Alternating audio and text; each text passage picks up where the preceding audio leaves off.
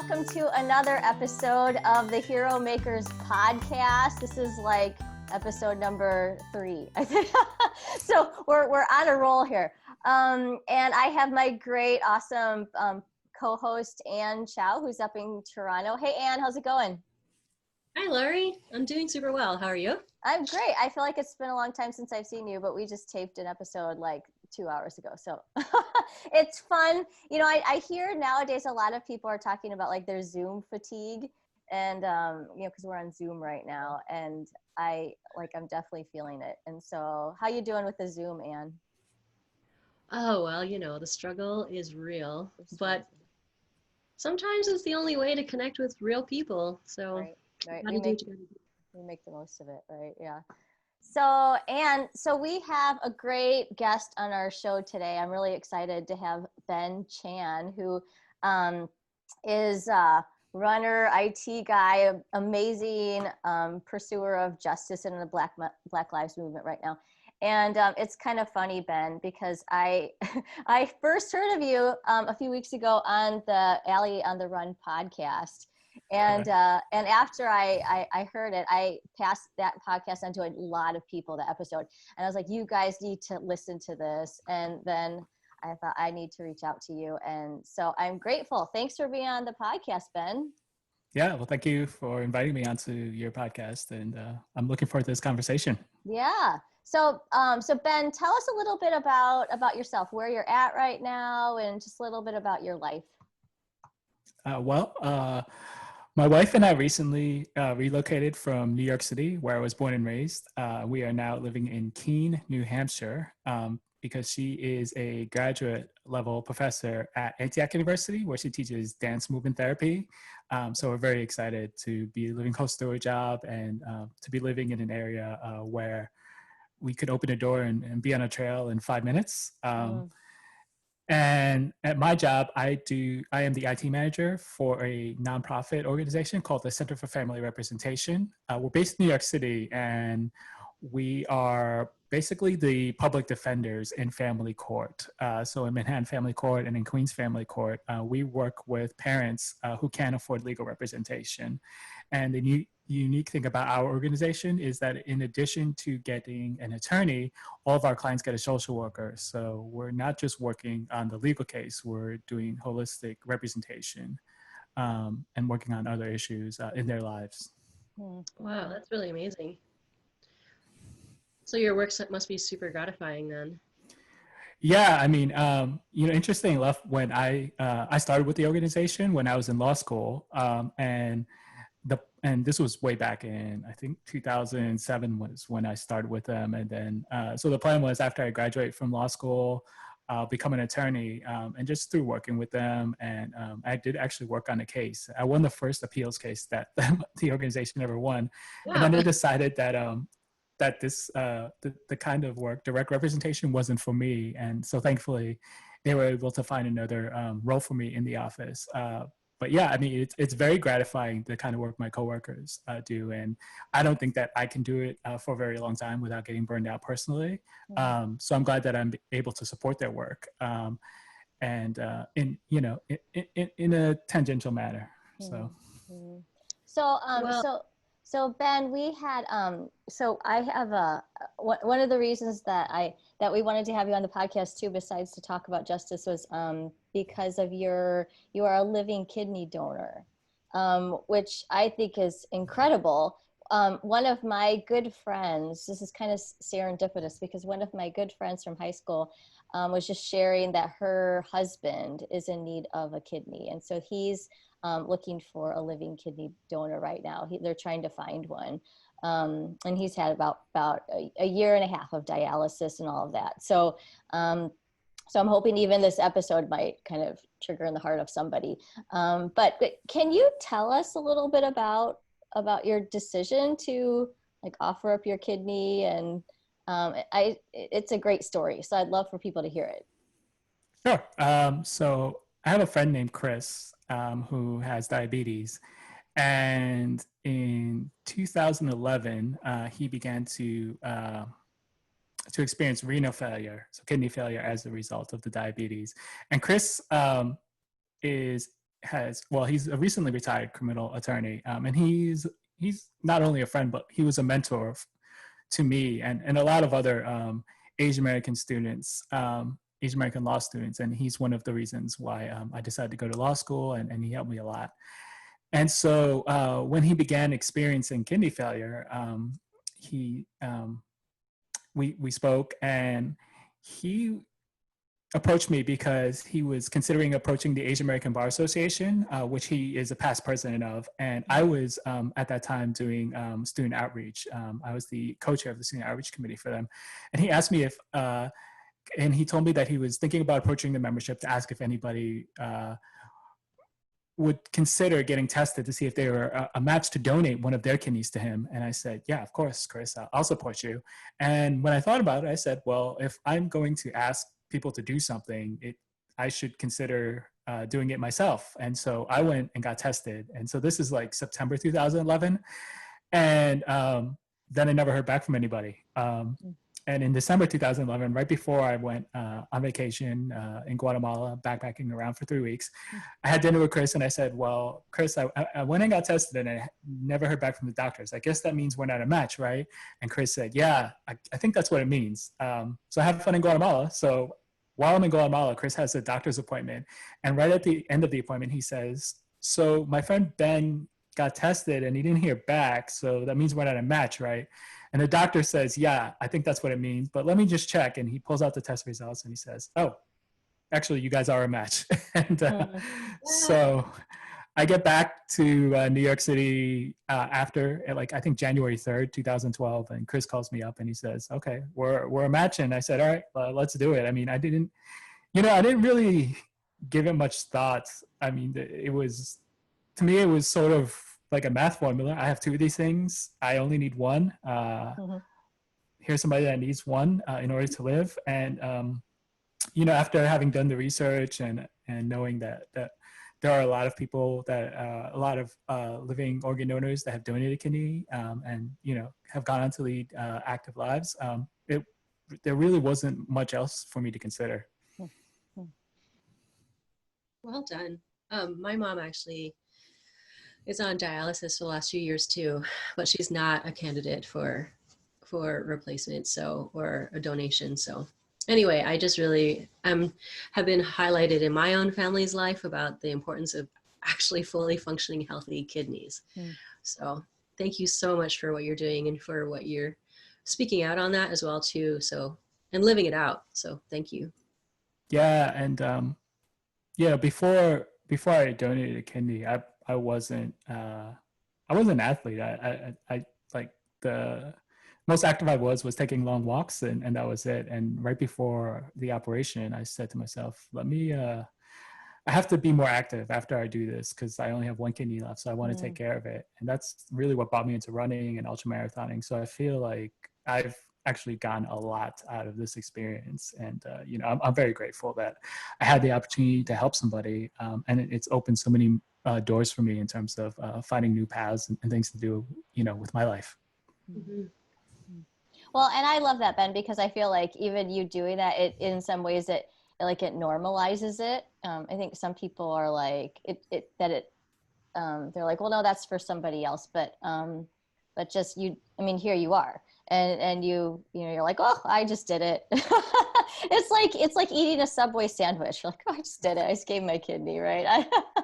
So I love that, because I feel like that's a mark of somebody who has kind of the hero trait. It's just like, that's who you are, and it's not a big deal. It's like, hey, just kind of be this person who thinks about somebody else, and I think it's brilliant. So well done. Yeah, the funniest part about it, or one of the funny things about it, is that after donating, I had a lot of friends that came to me, and I felt like a priest, because they were confessing to me like whether they would donate to a friend or a family member, and like telling me like these really personal, intimate things about about considering whether they would donate an organ. And I'm like, like, you don't have to confess to me, you don't have to explain anything to me.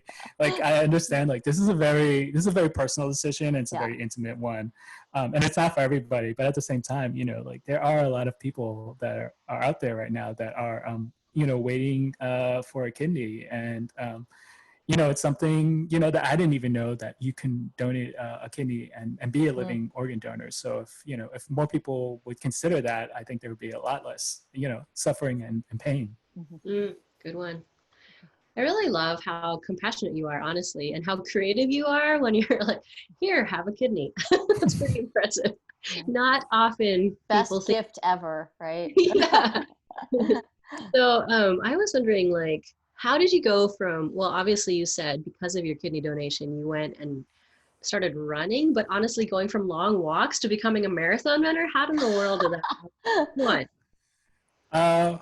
Well, I didn't do it by myself. I mean, like I said, I made that decision to be more active after donating. And I had friends that at the same time that were at kind of the same point in their lives where they were deciding to be more active. And so they came up to me and they said, why don't we sign up for a Tough Mudder, which is like one of those mud obstacle course races? Yeah.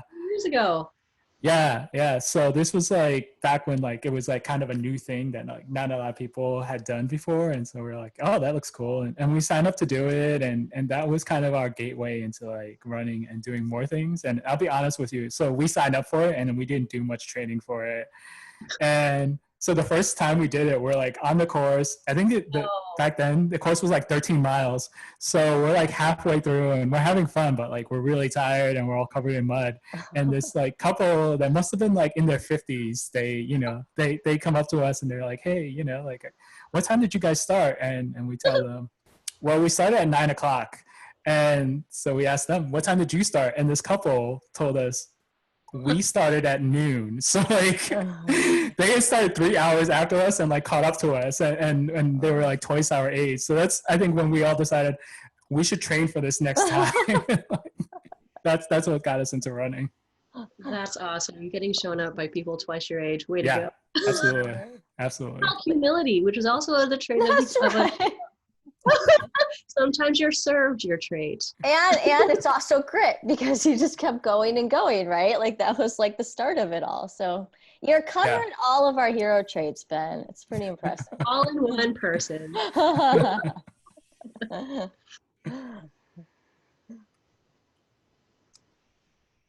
Let's see. So anyway, tell us about, I think you had, you were part of the virtual ultra marathon and then something happened. Can you help me understand, a little bit of what happened? Sure. In 2020, because of COVID, everybody has had to deal with losing events, especially runners. So, all these races that people had signed up for and that we're training for, all of a sudden, we're not able to do them. And there are race directors that pivoted and decided, well, we'll offer something called virtual races. And a virtual race is when you sign up to do a race, but instead of showing up in person somewhere to run the race, you run the miles whenever you want, and then you log them into an app and they upload. And so a very famous race director called named Lazarus Lake, well, that's his moniker, decided to do a virtual race across the state of Tennessee. And that's actually like a virtual version of a real race that he has every summer where people run across the state of Tennessee, and it takes days. And so this virtual race was a little bit over 1,000K. I think it was 635 miles altogether. And people who registered had 4 months to complete the race. And so I thought, oh, this is cool. Like, I've heard of this guy and he's been in documentaries because he comes up with really tough races, and he's really famous because he's on Netflix and other places. So I decided, okay, this is like probably the only opportunity in my life that I'll ever get to run in one of this guy's races, because I'm never going to be in that kind of shape to like run in his like other like really hard races. So I signed up to do it in April. The race started in May, and I was able to finish the 635 miles at the end of July. So about like 92 days it took me to do the race. And like everybody else, I was participating in the race. There was a Facebook group for the participants, and people shared a lot of things. And, the tradition is that after a runner finishes a race, they post a recap. So they talk about how their race went and the things they encountered on the race, the personal highs, the personal lows, like anything, and so people were writing, really, really personal things about like, dealing with grief and dealing with like losing family members. Some people were going through divorces, relationship breakups. And so, I posted my own experience about running this race and about running really early in the morning and having drivers yell like racist or homophobic things at me, which occurred to me during this race. And so I posted my race recap, and there were a lot of other things in the recap. I talked about like getting into audiobooks and like listening to like this series of audiobooks, which was a biography of Lyndon Johnson, and like how I really got into that, and it helped me finish the race. And so I posted my race recap along with a picture of myself, the finisher picture, and I was wearing a Black Lives Matter singlet, and I posted it, and then I went to sleep. And the next day when I woke up, the post had been deleted, and the explanation I got from the race director was, I agree with you 1,000%, but we're not a political group. And I felt that it was wrong to categorize Black Lives Matter as a political group, first and foremost. But I also felt that all I did was talk about my running experience, my experience of being in this race. I don't understand. And people told me later on that there were a lot of like negative, nasty comments that ended up being posted to my article between the time I posted and went to sleep. And so, my question was, well, why didn't you deal with the people that are posting the nasty comments? Why am I being blamed for other people's behavior? And so that's, and throughout this all, the race director insisted that, he was just, there weren't a lot of moderators in the group, and like there were too many nasty commenters to deal with. So just taking down the post would be the easiest thing to do. And that, that he kept on saying, I support your cause, I support your cause, which to me meant, okay, he agrees with Black Lives Matter. So the problem is really like these other nasty commenters. So what happened is that after the end of this race, he decided that on September 1st, he was going to do another race, this race around the world. So this is like a 30,000-mile virtual race that you sign up with 10 other runners to do. And so I got a team of 10 runners together, and we decided that our name was going to be Black Lives Matter.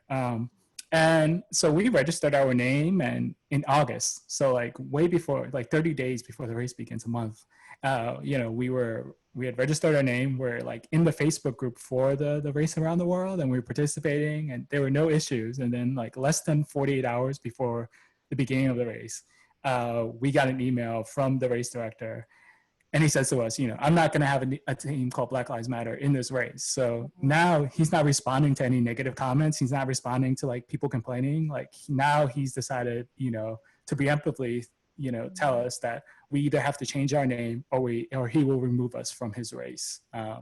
So we decided that we weren't going to change our name, and he gave us a refund, and we pivoted, and we're doing other things now. Ben, what I think about there is that a lot of it feels to me like it's that he's trying to be politically correct, right? And that's what a lot of people, they're trying to do that. Maybe they don't know how. They just don't know how to respond to any of this. I remember back in May when George Floyd, when he was killed, and there was the rioting, and there was all of the protests and stuff. And even in my community, I mean, it was a big thing. In my community, it's like, go protest, go stand for this. And we had probably like a dozen of them in my community. And so it was very heavily on people's minds. And I remember talking to one of my Black friends, and he said, sometimes white people act like this is the first time that we're facing racism, and they don't realize that we've been dealing with our whole lives. Like, this is not new. And we talked about how like everybody's out there like, rah, rah, we're for you. And then, and I had made a remark about, I hope that doesn't, like, we're not re-injuring people who have already experienced prejudice and racism, right? Because we get all excited, rah, rah, rah, and then we leave again, and it's quiet, and it's kind of like, oh, let's go back to our own little bubbles and stuff. So I'm interested in your perspective too, because you're an Asian American, and who in other forums you've shared about your own like personal stories of racism, like just how, like, personally for you, like when somebody's saying, no, you can't have this name, we're going to take down your post because other people are politicizing this or whatever. Instead of seeing it as a human issue, they're seeing it as a political issue. Like, how is that for you as somebody who's experienced racism? How does that feel? What comes to mind? Kind of what's going on in your head? Yeah, I mean, it's deeply offensive to me when somebody says to me that I can't talk about my experience because it makes them uncomfortable. Just because I feel like other people are able to talk about their experiences, and their words and their images aren't censored, and people just accept it. You know, like ultra running could be an inclusive community. There are people from around the world that participate in this sport, and I feel as though what it does, and the reason why it offends me, is because now you have a person who has a lot of authority as a race director deciding that this is what's acceptable and this is not what's not acceptable in my community, in my space. And in order to belong here, you must contort yourself in a manner that's acceptable for me. And so it felt like I was being policed. And it felt like he was acting not in service of me. You know, I mean, I feel like he felt that he was protecting me from these negative racist comments. When the reality is, I felt that he was acting in service of the people that were leaving the comments, and he was making sure that they were comfortable, right? So like, I'm the reason why I'm inspiring these negative comments. And I reject that. I don't think that it's the Black people or me that's coming in and causing the racism. I think it's already there, and you know, and I'm saying things or posting pictures that make people uncomfortable. I mean, we're talking about a picture. We're not talking about any commentary. I wasn't like telling people that they should think this. I wasn't telling people they should feel this. And frankly, I wasn't interested in other people debating what Black Lives Matter means. Like, to me, there's no point in debating that. Like, this is what I believe, and if you disagree, well, that's fine. And I felt that, like, yeah, so they're reacting to a picture. They're not even reacting to a conversation. They're reacting to a picture. And so what does that say about them and their attitudes? And so that's why it's deeply offensive, and I think it's also disturbing because when we're talking about creating a more inclusive or creating a truly inclusive running community, when we're talking about racial justice and being more inclusive, like, this is exactly what we're talking about. People will at some point have to deal with things that they're uncomfortable with, and you're not always going to have a race director to run to and say, you know, I want you to get rid of these Black people because they're making us uncomfortable. I mean, so what are you going to do then? And so, yeah, I mean, I just think that this is something that I understand that it makes people uncomfortable, but that's part of that. I think that should be a signal that maybe you should talk about it instead of just deleting people. I think you're absolutely right. And I totally wanted to say thanks, because as an Asian person, woman as well, we don't have the luxury of being comfortable or uncomfortable. We're just subjected to racism, sexism, whatever you want to call it. And then, so I think it's so important at this time. Like, he had an opportunity, and he might still have that opportunity to speak up and to, like you said, kind of face his discomfort and lean into it. Because I think when he leans and when everybody leans into their discomfort, that's where true, like, discovery will happen. Like, that's when you have, like, transformation. And I have hope that humanity, our society will transform into a better place. So I want to say thank you for speaking up, not just for, you know, like, Asian people, but for Black people. And because I think that if we lift up each other, we all win, you know.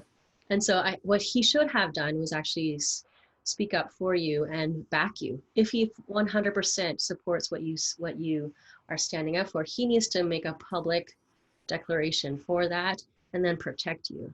And instead he hid. And I find that to be quite cowardly. Yeah, and I mean, I think that, and I acknowledge that these are uncomfortable conversations, but I do feel that it's the conversations that shouldn't fall squarely on the shoulders of Black, Indigenous, people of color to have. I mean, so we're doing the work by showing up and helping you to create a diverse race field, right? So what are you doing as a race director in order to make sure that we feel welcome? And if what you're doing is just saying to people, well, I'm neutral and this is what politics are, and so if you say Black Lives Matter, like that's political and I'm getting rid of that, and you have the gall to compare it to Make America Great Again, I have problems with that, because one thing stands for inclusivity and justice, and the other thing is about frankly elevating one people over another and oppressing other people. And I think that part of the problem is that because this has happened for such a long time, because it's so ingrained in our society, quite frankly, like there are a lot of white people that don't know how to have these discussions. They don't know how to talk about race in a culturally competent manner. And the only way that they're going to learn is to actually discuss and learn and speak to other, people of color, to Black people. And so if every time they have these opportunities, they shut them down, when are they going to learn? Right. So, yeah, so that, I mean, it's the difference between, I think, right, seeing it through like political eyes versus seeing it through like humanity, like a human lens. But yeah, Ben, it was interesting. So like a number of months ago, I had gathered with some people like in my area, just to, like, we were praying about things around the world and all that. And one of my friends who is Black was just broke down in tears, and she was talking about her kids, and she was saying she was just saying how she's afraid of like her kids kind of growing up and what they're going to be experiencing and all of this. And I wasn't expecting it. Like, it was like we had just gathered and it kind of came out of nowhere, and it really caught me off guard because her emotions were like so raw in that moment. And I think like this is one of our hero making traits is impartiality. So it's like the ability to see people as different but equal, right? Seeing the uniqueness in everybody, even though they're not like our little homogenous bubbles that we sometimes have. Like for you, what is the key for us? I know you just mentioned like relationships, and that's a big one, I think. But what is the key for us to really like embrace diversity and inclusion, and to be able to say, you know what, like our way of thinking may be wrong and we need to change that? I don't know if there's one key. I think it's yeah, I think that I honestly kind of think that looking for one key is a fruitless thing, because I don't think that there's one phrase or there's one action or even there's one prescription for figuring all of this out. And that, yeah, I think that one of the things about Black Lives Matter that is their strength, but it's also the reason why they attract so much criticism, is because that the 4 Black women that created Black Lives Matter really wanted it to be, really wanted to stand for inclusion. And so when they created it, what they had in mind was not only white people, but they were talking about like including Black people too. So they were talking about including handicapped Black people, gay, lesbian, bisexual Black people that are actually, within the movement marginalized. Mm-hmm. And so it wasn't just an outward looking message, it was an inward looking message to their own communities too. And I think that's a beautiful thing. So you want to be as inclusive as you want to be inclusive, period. You know, I don't think as inclusive possible is actually a real thing. You just want to be inclusive, right? But when you think about it, at a certain point, when you are inclusive, you're gonna have to share space with people that you're uncomfortable with people that are different, the people that you might just outright disagree with, right? And inclusivity means that you can't just dismiss those people out of hand, that you have to make space for them and that they matter too. And that's the whole point, you know, like Black Lives Matter, not just the ones that, you know, we're comfortable with, but Black lives, like all Black lives matter. And so I think that people need to embrace and need to understand that when people say Black Lives Matter, they're not just talking about one person. They're not even talking about one group. It's a decentralized movement. So you can't point to like one leader or one spokesperson to say that's what Black Lives Matter is. And I think that's what's happening around Black Lives Matter, especially with the people that are uncomfortable. Like they want to point to like one action, or what they do is they point to like the news that only covers the protests where violence breaks out, right? So there's like 70 Black Lives Matter protests happening around the United States daily, right? But you only hear about the violent ones, the small percentage ones where there's violence, right? And that skews the way a lot of people think about Black Lives Matter. And one of the things that I've been pointing out is Laz didn't talk to my team about what Black Lives Matter means to us. It doesn't seem like he talked to any Black person about what Black Lives Matter means. It seems like he's decided wherever he gets his information from, like this is what it means to him, and he's imposed that definition of Black Lives Matter on everybody else, on all of his customers. And you know, because he's such a prominent figure in the ultra racing scene, a lot of other people are adopting his definition of it. And so I think like people need to like really meditate on what inclusiveness means. I mean, what it means to be inclusive, what it means to include everybody. And people need to like rethink their notion of community, because frankly, what I've been running into a lot is that too many people seem to think that in order to have community, you must have conformity. So everybody has to be the same because that's the only way there's going to be peace. And I totally disagree with that. I think that when I think about harmony, I don't think about everybody playing the same note. I think that harmony means that people are playing different notes and they come together and they're able to make music. And that's a lot harder than everybody playing the same note, but that doesn't mean that it's not the right thing. It doesn't mean that we shouldn't be doing that work.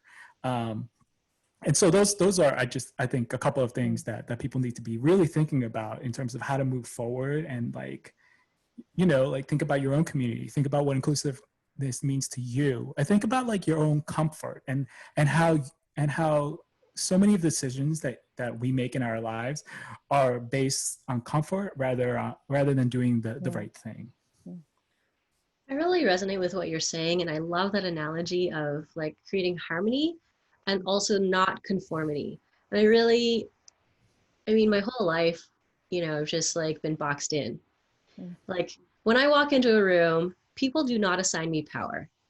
Like I'm 5'0", Asian female. And then they're like amazed that I actually can speak English. You know, you speak English good. And I'm like, well, so do you. I mean, for us, you know, that we're actually fluent in English. So anyway, I just have like all these. Yeah, I mean, no, thank you for sharing that. And that's real. I mean, I have friends who are Asian women and attorneys, and when they show up in the courtrooms, a lot of times they get asked by the judge, like, oh, so you're the interpreter, right? It's like, oh, no, I'm the lawyer. And just to put a bow tie on that, when I was a paralegal and I used to deliver legal papers to the different agencies, you know, I wouldn't like wear a suit. I would just wear whatever clothes I was wearing to deliver papers. And there were several times where I was greeted at a city agency in New York City, and the person thought that I was the Chinese delivery person. Oh. And so, and the thing is, right, it's easy to like say, oh, well, that person is racist. Not really. Like that person is probably well-meaning, and they probably like to think of themselves as a good person. And so these are just instances where like well-meaning people, right, can do racist things. And I think it's hard for people to think of themselves as racist. So if it helps you to think about, okay, well, I'm a well-meaning person, but I can do racist things anyway, like then think of it that way. Yeah, so this week I was had my first.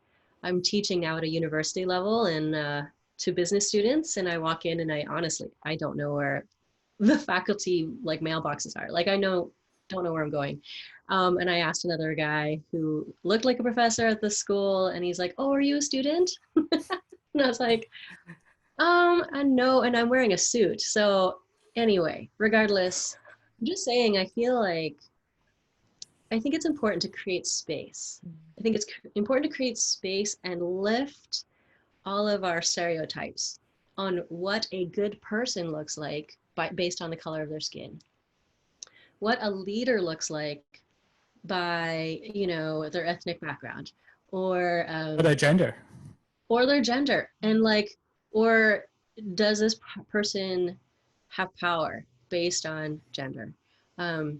So, and I feel like that's really difficult for people who really like to keep things very simple and binary. You know, this is what a man does. This is what a female does. We're like, well, actually, it's pretty restrictive, but I feel like we all win. Like if you actually relax our understanding of what women do and what men do, I think that we'll actually just become more of who we are supposed to be instead of what people expect us to be. So I just wanted to say, you know, thanks for speaking up. I think it's important. I think we all need to speak up. And just as an aside, I took a course like this summer for 6 weeks for Asian American women. I was the only Canadian. Asian American women for anti-Black racism. And my friend Erna started this organization called Liberated Together. And she's like, hey, I'm sensing that there's Asian women out there that are like kind of bubbling, you know, like something's happening. And so she opened it up and you had to apply, and she had over 100 people apply. And there was only 24 of us in the cohort. So I was pretty honored to be a part of that, but I was like, I need this now. Here's my money, take my money. Because I like, that's exactly where I'm at, and that's where I'm coming from too. But for anti-Black racism, and I think that if we all fight for like people who are Black, we all win. Like we all benefit because there's going to be a lot more freedom to live. So that's where I'm coming. Yeah, thank you. So, so Ben, let's talk like really quickly about compassion fatigue, because that kind of comes to mind in this whole conversation. So, right, compassion fatigue, it's like for people listening who may not know, it's when we get, you know, kind of worn out from kind of seeing news or, you know, bad things happen. We kind of want to turn our eyes, it's too much, we're overwhelmed. But how do we fight that? How do we fight that right now? Well, I think that as a culture, yeah. I think that self-care is really important. So people have to take care of themselves, and that doesn't look the same for everybody. So what works for one person might not work for another. So, how are you doing that right now? How am I doing that right now? It's, you know, I will be honest with you. It's tough for me because running has always been something that's fun for me. It's always been something that I do to not be around, you know, funny enough, to not be around people. I usually run by myself. And when I run, I generally don't, I'm not looking at the messages on my phone. I'm not looking at a screen. I'm just running. And so the fact that this is happening within running and that I'm doing all this speaking and activism around running has really strained my own relationship with running. So I'm going to have to somehow figure out how to do this and at the same time enjoy running. And it's not something I've actually figured out yet. I'm still working through it. So I am a work in progress. But I will tell you that you know, you need to just turn everything off and step away sometimes. And other times it's good to have friends that remind you of things. So one of the people that I signed up to do that first Tough Mudder with, I think the primary like person who was like, hey, let's do this is my friend Lance. And we've been friends for a long time, and I know his wife. And And so we talk about a lot of different things. And I think that part of the reason why we get along is because we both experienced racism. He is an Asian American and he is a Black man, right? But so ever since I moved and even before that, so every day, Lance will just send me direct messages on Instagram, and they usually like those just videos of people doing funny things, of stupid things happening, and like, and that's, you know, and that's what we do. We just send these videos back and forth, and you know, we're both laughing, and you know, I'll show my wife, and so that's one of the ways that I'm able to just like take some time for myself and just get away from everything. And also, I'm lucky to be married to my wife Siobhan, who is a trained social worker and knows the value of self-care and stepping away from things and doing meditation. And even though I'm very early in the stages of figuring all of that out, she's been really good at just gently reminding me that I need to like stop looking at the comments. I don't need to respond to every single thing. That I need to turn off the TV and I need to turn off the news and step away from things. I think that, yeah. So I think that it's important to turn everything off, but I also think that you know, as I think that you need to figure out what to focus on. So I studied history in college, and I'm always interested in reading about these injustices and what's happened to athletes, what's happened to people in their lives, and how they've been oppressed. And you know, other people tell me, "Oh, but that's so sad and depressing. Like why do you read all this stuff?" And to me, I see why people would say that, but my focus is always on how people fought back, how people like overcame, or even if like they weren't able to find justice, how other people are still repeating their stories about how other people are pushing for justice. And that, in a way, that gives me a lot of hope, because it means like there are other people out there that are facing these odds, that are leading these kinds of lives, that have faced discrimination, and they're fighting back. And these people have always been here, and you know, these are potential allies. And so that's for me, like that's why finding those stories and focusing on those points where like people are resisting, people are fighting back, people are creating things, people are building beautiful things, and maybe there's a way that I can amplify that voice, maybe there's a way I can even be a part of this. And so those are the things that I'm always thinking about. I'm not always focusing on the terribleness of it. I think that if you look, you know, there's duality in a lot of things. So yeah, there's very ugly things that happen, but if you look long enough, sometimes you'll start seeing like the beautiful things that people do in response. That's a really good word. So quickly, who is your one of your justice heroes that you've read about from history? Oh. Are you gonna say Martin Luther King, because he's all of ours? Is there anybody else? No. No. So I will say. I'm gonna say. I'll give you two names. Helen Zia, who is an Asian American organizer, and she was one of the people that's educated me about Asian American history because of the books that she's written. I'm really impressed with her because when she started organizing and protesting, and this is like back in the 80s, you know, there wasn't a lot of that going on within the Asian American community. And, you know, I think she went to she might've gone to Princeton or one of the Ivy League universities, but she took a job in like a factory just to get what it was like to be an Asian American working inside like other white people, you know, doing that kind of labor. And she's still, you know, alive and kicking and agitating. So I have so much respect from her. And the other name that comes to mind when you ask me about Justice Hero is Malcolm X. Reading his autobiography that he wrote with Alex Haley. I read it when I was, I think, in junior high school. And that really really blew my mind, because that was the first time I realized that there was another perspective in history. So it's not just the things that people are telling me in school, that my teachers are telling me. Like, there is another way of looking at history from the perspective of the people that are oppressed. And that really opened my eyes, and the way that he wrote about that. And I think that if people read his biography, his autobiography, which I highly recommend, one of the lessons that comes through with me is that at a certain point, while he's writing his autobiography, he left the Nation of Islam, and he changed his mind about a lot of the things that he was saying when he was younger. And it's fascinating reading his autobiography, because this is all happening at the same time that he's telling his story. And there was and I always thought that it was so graceful the way that he pivoted away and that he allowed himself to mature, right? That he was willing to admit that there were things that he said and believed when he was younger that as an older man that he no longer believed. And like having having the ability to be honest, I think is something that's always stuck with me and is something that I've always admired within Malcolm X. Mm-hmm. That's Thanks. interesting. Yeah, because that's like a self-assessment, right?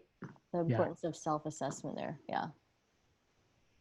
And also it's an example of somebody who is maturing, like you said, and that we all are maturing. We're still alive. We're not dead. You know, we can still, or I think so. Yeah. We still have the ability to learn, and like not just textbook learning, but like deeply know truth. And that also gives me hope that, you know, I heard, you know, obviously that racism is learned, which also means that racism can be unlearned. Yes. Mm-hmm. And I hope that whoever's listening on this podcast, or not even listen to the podcast, listen to other voices and truly take it in, like face your discomfort and learn, like truly ask people of color, Black people, women, just what is it like? What is it like to be a woman in 2020? What is it like to be a Black man? What does it mean to be a trans Black person in 2020? And then listen and learn and take them seriously. They're not making things up. Like they are, if you ask an honest question, they will actually be truly honest with you in ways that might surprise you. And that's a gift. And then take that gift and be transformed, you know, and mature, and admit I was wrong. I think that's crazy important. So I'm gonna, you know, really add you to my group of people that I'm meeting in 2020 who are just blowing my mind. So thank you. Yeah. And I just want to add that, like, I think, yes, you have to listen to Black voices and to people of color. And at the same time, you also have to be respectful, because not everybody is going to process their trauma in the same way as everybody else. And there might be people that don't want to relay their trauma just because they don't want to be identified for their trauma, and they don't want to maybe relive their trauma.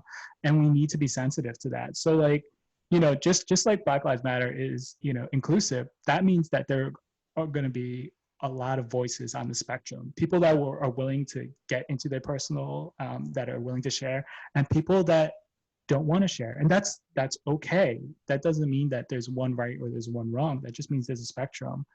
And so I think that, you know, in order to do this kind of work, that some of it at some point, it just can't be based on listening to other people's trauma. Like, your growth can't be based on having other people share their trauma all the time. Like, you have to examine yourself, and you have to become educated on your own, without having to have somebody there to relay their pain to you, because that can get hurtful after a while, having to relive your trauma, having to have your trauma broadcast over and over again, so that somebody else can grow. Like that can be insensitive. And so I agree. Like, we need, and so what I'm saying is that it's not just the Black voices and the people of color. We need white voices too. And we need their voices in a supportive way. So just want to add like one last thing that I totally agree with you, and I want to add a caveat. Like, yes, please, to talk to your friends, like people of color or women, but to do that work yourself, do the internal work yourself, do your homework. There are so many podcasts and speakers and books that are already out there that you can do your own homework. Instead of like, I've just been in so many Twitter texts, like, you know, threads or things where people are like, well, just tell me what to do. And I'm like, no, because they want a list. Tell me the top 3 things that I should do, and then I won't be a racist. I'm like, no, because you have to figure it out yourself. And then you don't want to go check, done. Now I'm not a racist. Well, no, it doesn't work like that. Sorry. But so I'm just saying, do your homework and don't lay the burden of doing the work for you on your Black friends. Like, Yeah. figure it out. Yeah. So Ben, I'm gonna, maybe I'll put it into a like a racing imagery where, right, we're like running the race. Okay, so I am not an ultra runner, but I do run. So Yeah. I follow I actually get Ultra Running magazine. So maybe they'll become a sponsor of us now that I mentioned them. But even though I don't run ultras, I read it. So, but it's like a race where you're running, and if it's a long distance, you got to stop sometimes, get your water, fuel up, and then you keep going, right? It's like that. To keep going. Sometimes you have to get off. You kind of build yourself back up again. Look at how you're doing. Take care of yourself and keep going, right? So that's tying it into. So where, Ben, where could people find you on social? Well, I'm on Instagram. So my handle is Male Runner. So that's MALERUNNER. That's where they can find me and the stuff that I write and post about. Excellent. And I recommend that people do go over there and they follow you, because you're putting out some good stuff over there. And we're going to put in the link in the notes, here, episode notes, we'll put some good resources for everybody to check out, and spend some time doing your homework there. Thanks, Ben. Thanks for being on the podcast with us. Keep fighting the good fight. Thank you for having me. I really enjoyed this conversation. I'm glad that